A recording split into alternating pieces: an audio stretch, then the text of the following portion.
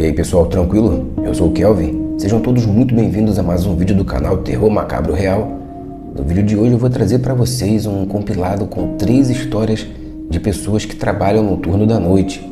Voltam para casa no turno da noite, de madrugada. Então vou trazer para vocês algumas histórias aí dessa galera. E antes da gente começar, se você ainda não é inscrito, eu queria pedir para você deixar o seu like, se inscrever no canal. Isso ajuda muito a gente a continuar trazendo novos conteúdos toda semana para vocês, beleza? Então, sem muita enrolação, vamos começar aqui. Lembrando que os nomes, e a localização da galera eu mudo sempre de acordo com cada história para poder não expor ninguém. Então, esses nomes aqui e a localização são fictícios, tá, galera? Mas a história é verdadeira. Olá, Kelvin. Meu nome é Roberto, tenho 42 anos e moro em Belo Horizonte, Minas Gerais. O que eu vou te contar aconteceu comigo em 2019, quando eu trabalhava como vigia noturno de um prédio antigo que estava passando por reforma.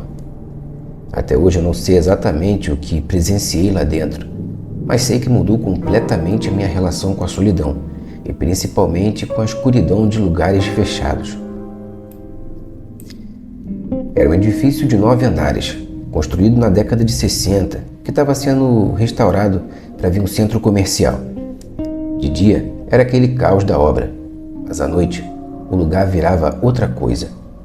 Eu trabalhava de 10 até 6 horas da manhã. Na portaria, fazia rondas pelos corredores e conferia se ninguém tinha invadido o local. O prédio estava cheio de salas vazias, entulhos, fios expostos e andaimes. Tudo bem silencioso.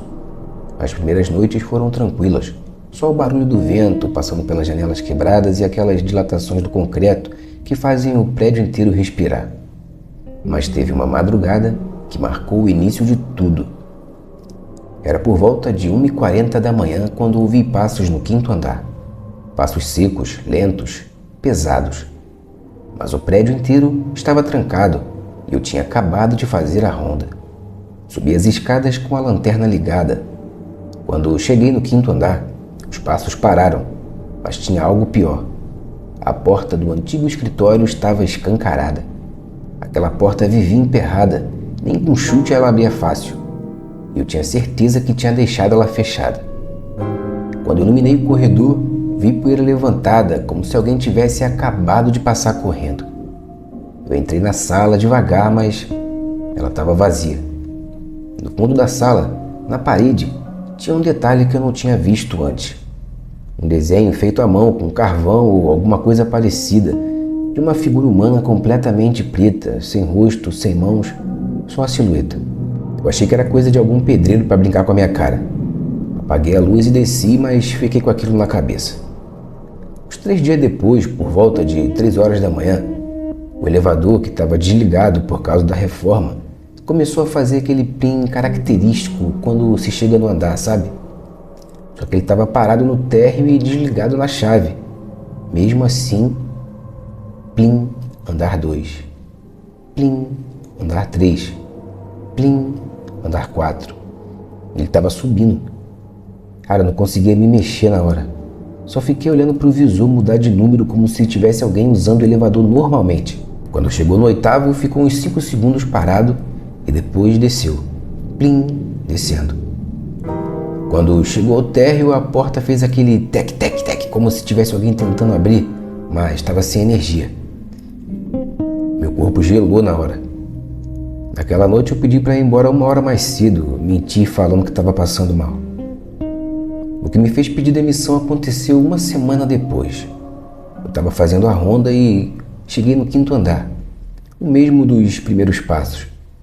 Ouvi uma voz rouca, baixa, como se estivesse sussurrando dentro de um quarto muito escuro. Não dava para entender o que dizia, parecia uma mistura de palavras arrastadas com uma respiração pesada. A luz do corredor começou a piscar e a porta do antigo escritório abriu sozinha. Minha lanterna começou a falhar na hora. Com a luz apagada, a única coisa que eu ouvi foi aquele som de toque, toque, toque, toque. Tipo passos lentos dentro da sala, sabe? Só que dessa vez estava vindo na minha direção. Quando a lanterna voltou por 1 segundo, apenas 1 segundo, a luz pegou alguma coisa na entrada da sala. Eu não sei explicar direito o que era, mas era como se a sombra dos desenhos tivesse saído da parede. Um corpo completamente preto, sem contorno definido, mais alto do que qualquer pessoa normal. Mas tinha uma coisa pior. Os pés dele não estavam tocando no chão. Ele deslizava. A lanterna falhou de novo, eu saí correndo, corri muito. Desci as escadas ali, saí na rua e fiquei lá tremendo até dar o meu horário. No outro dia eu levei a chave, coloquei na portaria e pedi demissão. Nunca mais voltei para buscar minhas coisas. Por algumas semanas eu tive pesadelos com o corredor do 5º andar. Eu sonhava com aquela porta abrindo devagar e aquele barulho de passo vindo atrás de mim. Hoje eu trabalho como vigia novamente, mas em outro lugar. Um prédio novo, bem iluminado e sempre tem gente entrando e saindo. Até hoje, quando um corredor está escuro demais, eu evito olhar por muito tempo. Dá aquela sensação de que tem alguma coisa lá me esperando. Obrigado por ler meu relato. Galera, trabalhar como vigia, tá? Dependendo do lugar, tem que ter muito culhão, parceiro, porque... Mas você imagina um prédio antigo, né? Eu acredito muito nessa questão de energia do local, coisas que ficaram ali, acontecimentos ali que tiveram no passado, né? Que carregam talvez uma carga emocional muito forte, carregam uma energia muito forte. Eu acredito que os lugares, assim, alguns lugares podem reter essas energias e pode ficar alguma coisa ali, sim, cara, vagando. Então, essa história aí do Roberto eu achei muito interessante porque vai muito de acordo com o que eu penso também. Pode sim ter alguma coisa lá, um prédio antigo em reforma, né? É realmente muito complicado. Não só prédio, isso serve para qualquer outra construção também, tipo casa antiga, casarão, enfim. Vamos continuar aqui com a próxima história. A próxima história é de uma enfermeira. Ela disse o seguinte: Olá, meu nome é Daniela, tenho 34 anos e sou de Curitiba, Paraná. Trabalhei como enfermeira noturna por quase 10 anos. O que eu vou te contar aconteceu em 2021 no hospital onde eu fazia plantão 3 vezes por semana. Não é exatamente uma história de fantasma, mas também não consigo dizer com certeza se não era. O hospital era relativamente moderno, mas tinha um setor antigo que ainda estava em uso, a ala B. Ali ficavam pacientes estáveis, geralmente esperando transferências, exames ou alta. Entre esses quartos, existia um que ninguém gostava de cobrir, o quarto 209. Ele não tinha nada de diferente dos outros, nem cheiro estranho, nem luz falhando, nada. Mas já tinha sido palco de algumas mortes inesperadas, gente que piorou do nada e enfermeiros que viviam dizendo que ouviam coisas lá de dentro. Eu nunca dei muita bola, mas aquela noite uma coisa mudou tudo. Por volta de 2h40 da manhã, o monitor do 209 começou a apitar como se o paciente estivesse mexendo nos sensores. Isso é muito comum, fita solta, suor, posição estranha, normal. Eu peguei o prontuário e fui até lá.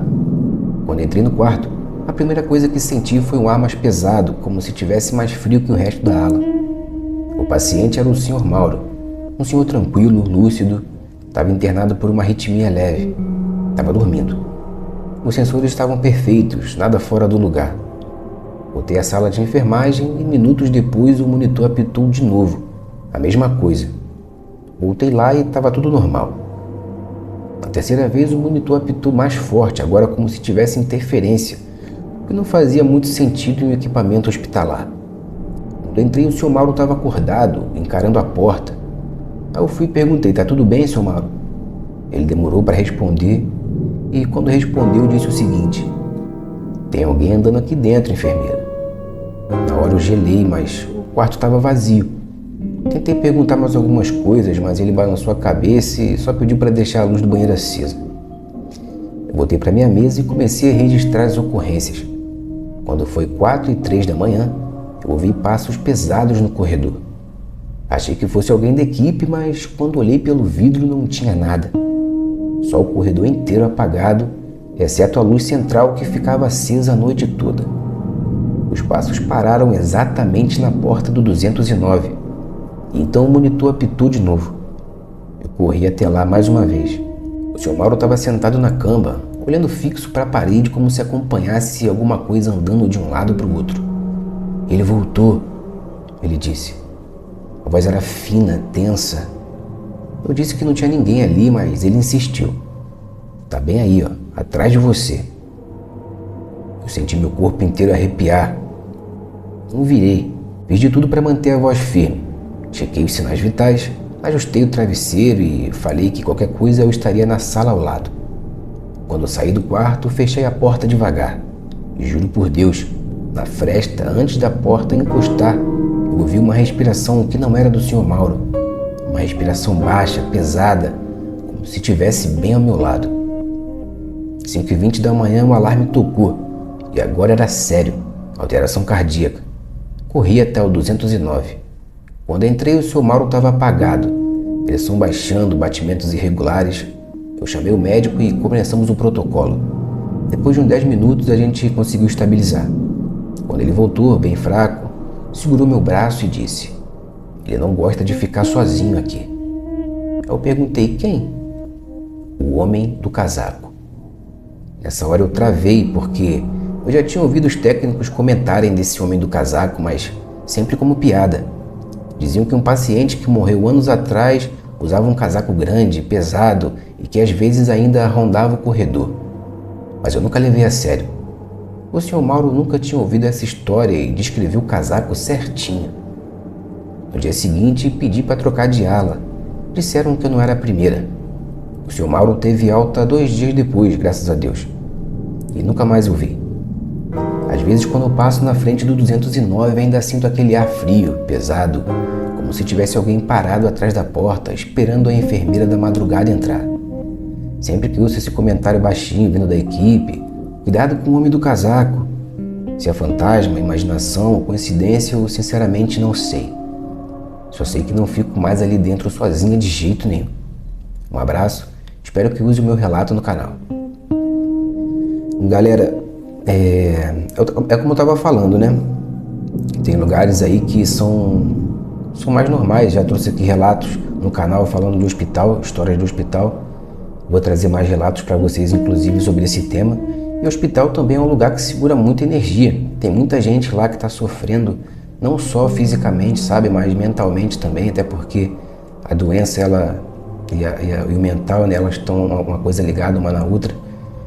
Então, acredito que o hospital tem muita energia pesada, assim, e tem muita gente ali que vai, infelizmente, com muita coisa pendente ainda para resolver aqui na Terra. Mas vamos começar aqui e finalizar com a terceira história. Se você chegou até aqui, está gostando do vídeo, deixa o seu like, se inscreve no canal. Como eu já falei, isso ajuda muito a gente a continuar trazendo novos conteúdos para vocês aí toda semana. Beleza? Então, sem muita enrolação, vamos aqui para a terceira e última história do dia. Deixa eu só organizar aqui certinho, porque... aqui, ó. Fala, Kelvin. Meu nome é Marcelo, tenho 38 anos e moro na Penha, no Rio de Janeiro. Sempre trabalhei voltando de madrugada para casa. Já passei por tudo que você pode imaginar. Assalto, tiroteio, moto vindo devagar demais atrás de mim, aqueles caras parados na esquina olhando de um jeito que você sabe que é melhor nem cruzar o olhar. Eu achava que não tinha nada que me assustasse. Mas em uma madrugada alguma coisa mudou. Era uma sexta-feira, de sexta para sábado, papo de 2h30 da manhã. Eu tinha saído do trabalho no centro e pegado o ônibus até onde dava. O resto do caminho era andando mesmo, uns 15 minutos pelas ruas mais vazias da Penha. Aquela hora era um silêncio estranho. Nem os cachorros latem, só o barulho dos meus próprios passos. Eu sempre ando rápido, cabeça baixa, sem olhar para nada. No Rio, madrugada é sobrevivência, parceiro, não é curiosidade. Mas aquela noite estava diferente. Parecia que o ar estava parado demais. Foi quando eu virei numa viela que eu uso sempre para cortar caminho e vi uma coisa que me fez frear na hora. Bem no meio da encruzilhada tinha uma macumba, mas não era daquelas normais que a gente sempre vê com vela, farofa, garrafa, essas coisas. Essa parecia estranha demais.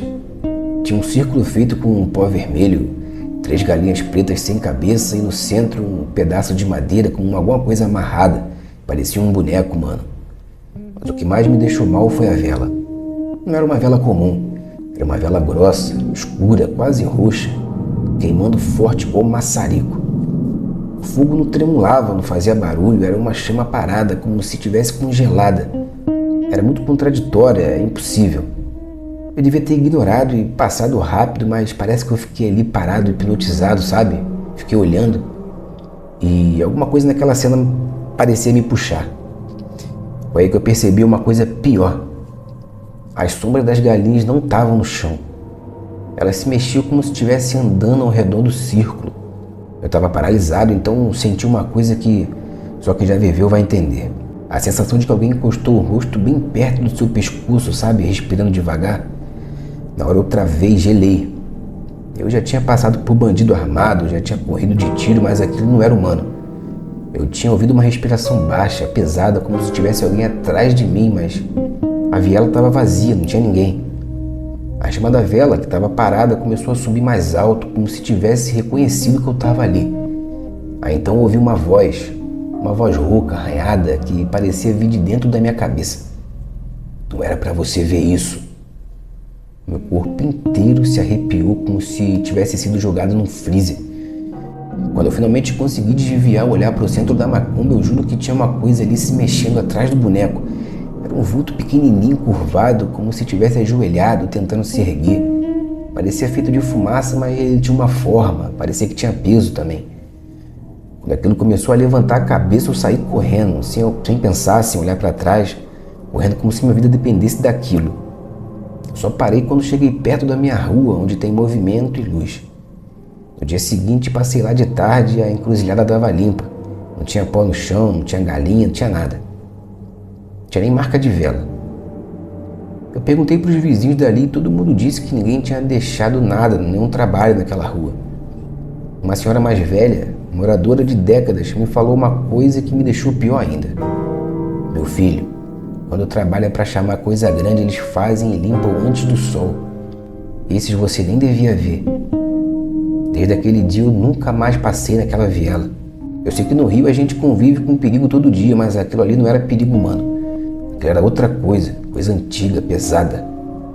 Eu ainda sinto às vezes quando eu estou andando de madrugada, como se aquela respiração estivesse atrás de mim de novo.